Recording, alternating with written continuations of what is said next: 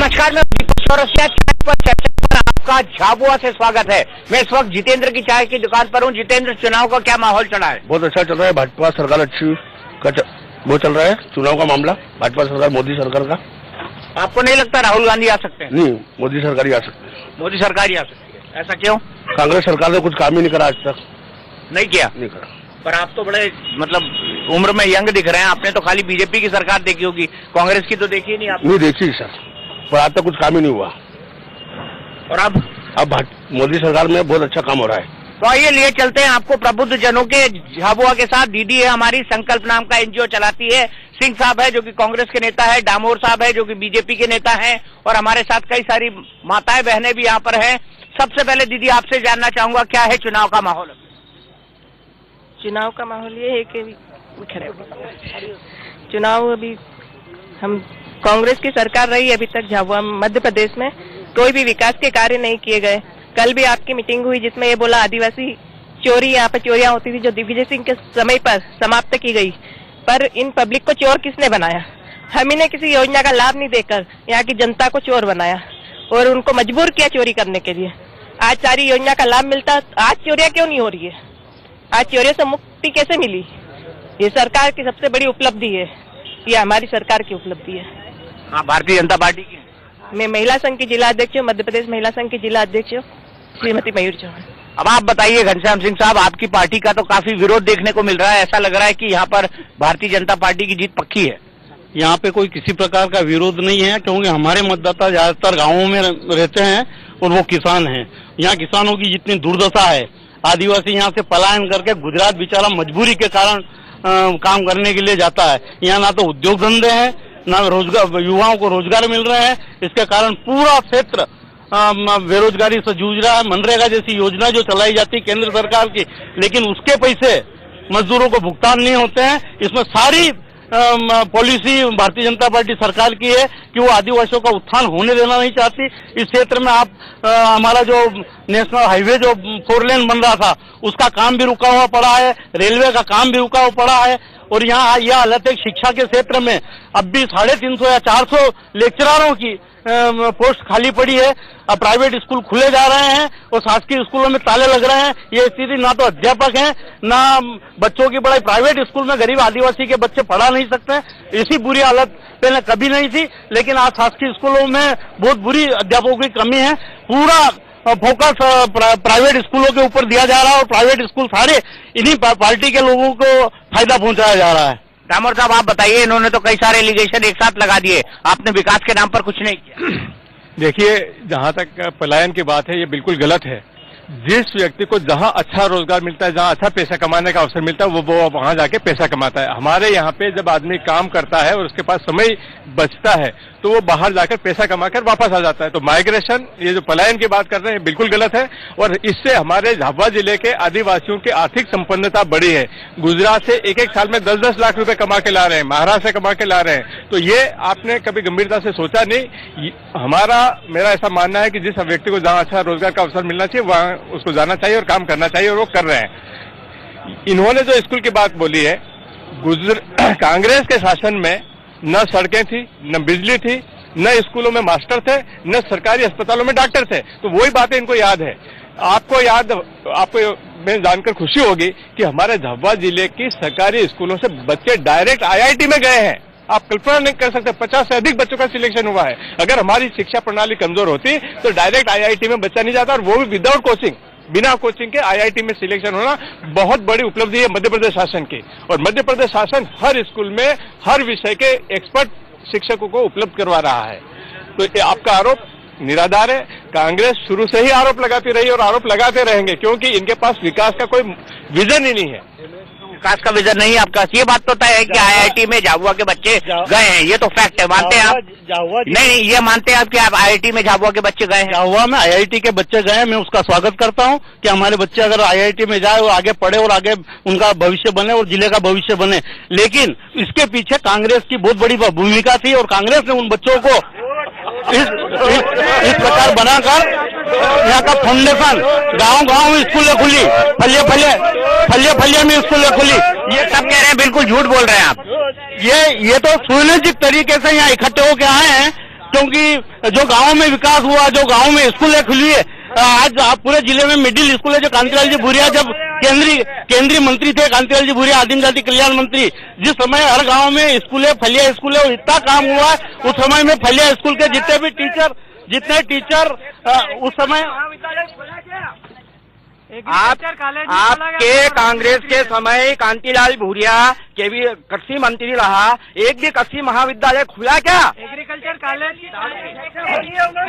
सरकार ने यहाँ पर इंजीनियरिंग कॉलेज खोला है ताकि बच्चों को बाहर पढ़ने नहीं जाए, और बहुत जल्दी हमारे यहाँ पर मेडिकल कॉलेज खुलने वाला है। तो मध्य प्रदेश शासन की इतनी योजनाएं हैं कि आप सुन नहीं सकते हैं। हमारे देश के प्रधानमंत्री मोदी जी ने गरीबों के लिए जो काम किया है वो बेमिसाल है। झाबुआ जिले का आदिवासी कभी पक्की छत देख नहीं सकता था, परंतु प्रधानमंत्री आवास योजना के अंतर्गत जो मकान बने हैं उससे आदिवासी गदगद है।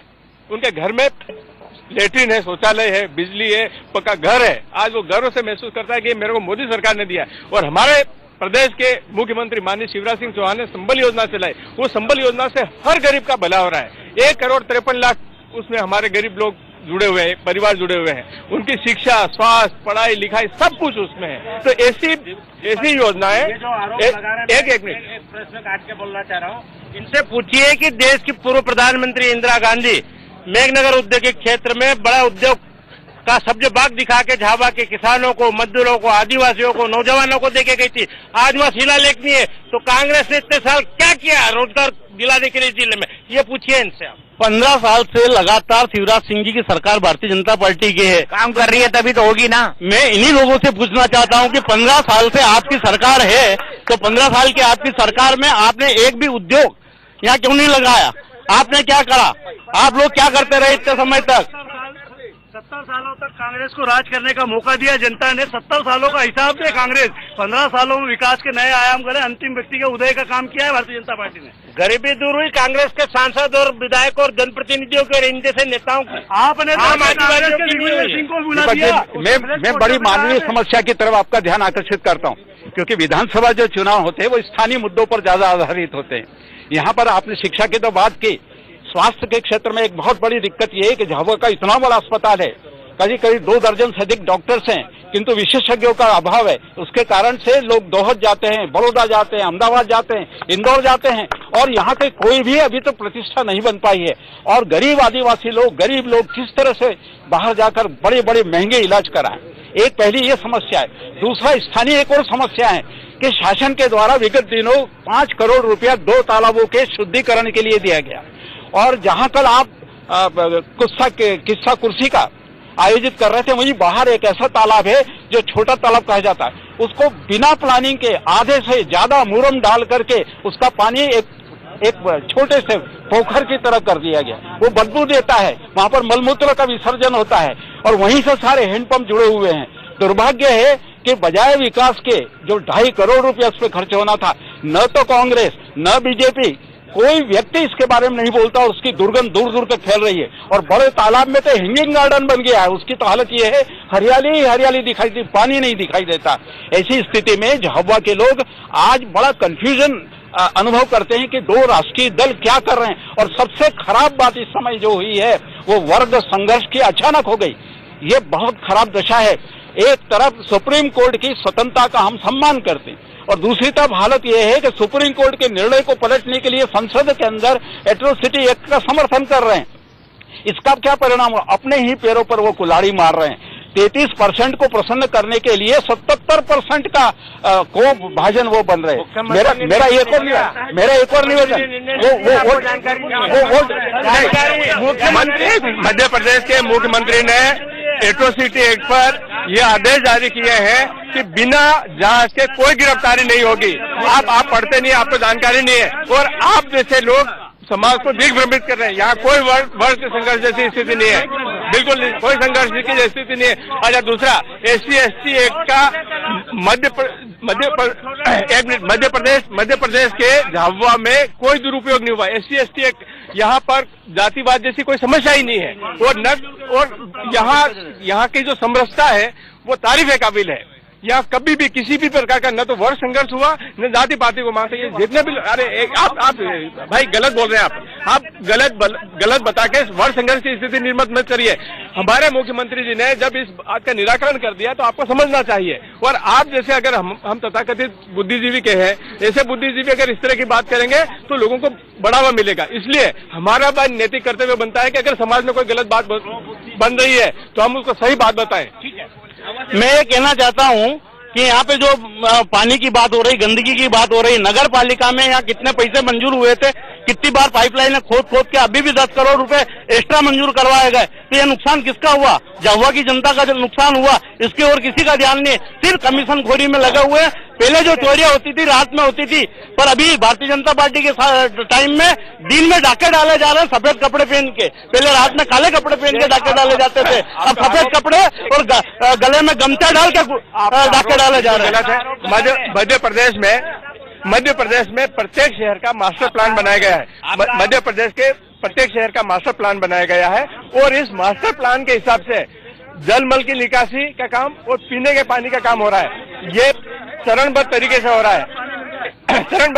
रहा है। तो शुरू में लोगों को तकलीफ होगी, परंतु आने वाले समय में पीने का पानी की अलग लाइन, फीवर की अलग लाइन, ये काम चल रहा है। और ये झाबुआ ही नहीं, पूरे प्रदेश के सभी शहरों में काम चल रहा है। कई जगह घोटाला हो रहा है। आगे आके बोलो भैया, आगे बोलो। मैं ये कहना चाहूंगी कि राजनीतिक परिप्रेक्ष्य में जो अभिव्यक्ति की स्वतंत्रता दी गई है वो दुर्भाग्यपूर्ण है। यहाँ के जो ग्रामीण हैं वो बहुत भोले हैं, उनको भ्रमित करके और किस दिशा में ले जाया जा रहा है, ये बहुत दुखद बात है। और भविष्य में दूर होना चाहिए। भविष्य में झाबुआ की स्थिति बड़ी नाजुक हो जाएगी, मुझे ऐसा लगता है। तो जिस तरफ आगे बढ़ना चाहिए, जैसे शिक्षा में आगे बढ़ना चाहिए, संस्कृति में, झाबुआ की संस्कृति इतनी अच्छी है, उसको आगे बढ़ाना चाहिए, उसको देश व्यापी बनाना चाहिए। मतलब मैं कहना चाहूंगी कि हमारे यहाँ झाबुआ के बच्चे इतने कुशल हैं, इतने आर्टिस्ट हैं, और उनकी तरफ ध्यान न देकर सिर्फ राजनीति के क्षेत्र में उस तरफ भ्रमित करके उन छोटे बच्चों को या युवाओं को भी भ्रमित किया जा रहा है। तो ये बड़ी दुर्भाग्यपूर्ण बात है। आप दोनों पार्टियों को ये सोचना चाहिए, या और भी जो भी ग्रुप बने हैं अभी आजकल, उनको भी सोचना चाहिए कि झाबुआ को यदि ऊपर उठाना है, यदि विश्व स्तर पर ले जाना है, तो उसकी अच्छाइयों को लेकर ले जाएं, न कि इस तरह भ्रमित कर और वापस गर्त में ढकेल। क्या हम आदिवासी को पुनः उसी क्षेत्र में ले जाना चाहेंगे जो पहले था? आप मुझे बताइए, कांतिलाल भूरिया जी दिखाई नहीं दे रहे हैं। कांतिलाल जी भूरिया भी दिल्ली में है टिकट। और मैं आपको बता दूं कि मुख्यमंत्री जी भी हमारे यहाँ आए थे। झाबुआ वालों को भी कहेगा हम नर्मदा का पानी देंगे, राणापुर वाले को माही का पानी पिलाएंगे, राणापुर वाले को माही का पानी पिलाएंगे, और पेटरावत वाले को कहते हैं नर्मदा का पानी देंगे, और धार और पीथमपुर वालों को कहते हैं कि हम आपको माही का पानी पिलाएंगे। तो आखिर ये है क्या? पेटरावत के पास में माही नदी है, वहाँ पे बहुत बड़ा डैम बना, पेटरावत के लोगों को वहाँ का पानी नहीं, नर्मदा का पानी पिलाएंगे, और झाबुआ वालों को नर्मदा का पिलाएंगे, और राणापुर जो झाबुआ से आगे है वहाँ पे कहते हैं कि हम माही डैम का पानी पिलाएंगे। तो ये किस प्रकार जनता को भ्रमित कर रहे हैं? देखिए, आपको योजनाओं का ज्ञान नहीं है। झाबुआ जिले में कृषि आय बढ़ाने के लिए सबसे प्रमुख आवश्यकता है सिंचाई की। तो हमारे पास जो उपलब्ध पानी है वो सबसे ज्यादा पानी नर्मदा में है। हमारे मुख्यमंत्री जी ने अभी 2000 करोड़ की योजनाओं का भूमि पूजन किया है, और अलीराजपुर जिले और झाबुआ जिले के प्रत्येक विकास खंड में नर्मदा का पानी पहुंचाया जाएगा। जहां तक ये माही की बात कर रहे हैं, माही में इतना पानी ही नहीं है। मैंने परीक्षण किया है कि माही में पानी ही नहीं है। अगर हम दूसरे को उठा के देंगे तो वो डैम खाली हो जाएगा, उसमें पानी ही नहीं रहता। एक डेढ़ स्टोरेज के बाद आप यूज नहीं कर सकते। तो ऐसी स्थिति में सिर्फ नर्मदा है, और नर्मदा से करीब यहाँ से 150 किलोमीटर 200 किलोमीटर दूर से पानी लाकर हर किसान को उपलब्ध करवाया जाएगा। सिंचाई के लिए उपलब्ध होगा, पीने का पानी के लिए उपलब्ध होगा। तो हमारे जो कांग्रेस के साथी हैं, आपको अपना जानकारी बढ़ाने की आवश्यकता, अपना ज्ञान बढ़ाने की आवश्यकता। जानकारी बढ़ाने की आवश्यकता। एक मिनट, मेरे पास वक्त इतना है, अफसोस मेरे पास वक्त इतना ही है। इस चाय की चर्चा को हम बहुत लंबा चला सकते थे, क्योंकि झाबुआ में कई सारे ज्वलंत मुद्दे हैं। झाबुआ को अगर विश्व मैप में कहा जाए तो गलत नहीं होगा। ये अपने आप में एक अनोखा ट्राइबल जिला है, जिसकी अपनी सांस्कृतिक धरोहर है, जिसके अपने सांस्कृतिक मूल्य है, उनको बचाने की जरूरत है। दीदी ने सही कहा, अगर सबको साथ लेकर चलेंगे और सबका विकास करेंगे तो तस्वीर दूसरी होगी। लेकिन सवाल यह है क्या ऐसा हो रहा है? अगर ऐसा नहीं हो रहा है तो परिवर्तन होगा, और अगर ऐसा हो रहा है तो परिवर्तन की कोई गुंजाइश मुझे दिखाई नहीं देती। किस साथ लेकर चलेंगे और सबका विकास करेंगे तो तस्वीर दूसरी होगी। लेकिन सवाल यह है, क्या ऐसा हो रहा है? अगर ऐसा नहीं हो रहा है तो परिवर्तन होगा, और अगर ऐसा हो रहा है तो परिवर्तन की कोई गुंजाइश मुझे दिखाई नहीं देती। हमारी चाय की चर्चा में आज झाबुआ से इतना ही, लेकिन इंडिया न्यूज पर खबरों का सिलसिला लगातार जारी है।